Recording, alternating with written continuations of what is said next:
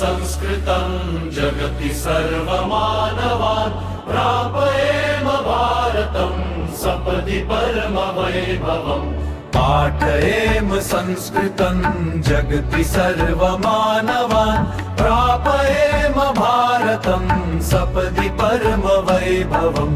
व्यक्तियोजकत्वमेव नायकत्वलक्षणम् धर्मसेवकत्वमेव शास्त्रतत्त्वचिन्तनम् स्नेहशक्तिशीलशौर्यदेशभक्तिभूषितम् साधयेम शीघ्रमेव कार्यकर्तृमण्डलम् साधयेम शीघ्रमेव कार्यकर्तृमण्डलम्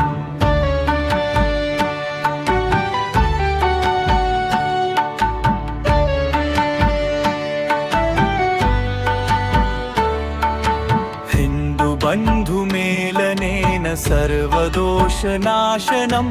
उच्चनीचजातिराजभेदभाववारणम् हिन्दुबन्धुमेलनेन सर्वदोषनाशनम्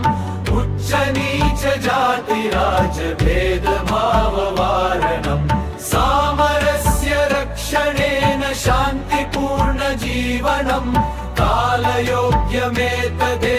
मोक्षदायि दर्शनम् स्नेहशक्तिशीलशौर्यदेशभक्तिभूषितम् साधयेम शीघ्रमेव कार्यकर्तृमण्डलम् साधयेम शीघ्रमेव कार्यकर्तृमण्डलम् जीवनस्य कार्यमेव राष्ट्रकर्म साधना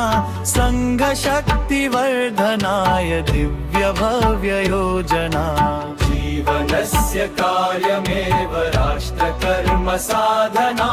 संघशक्तिवर्धनाय दिव्यभव्ययोजना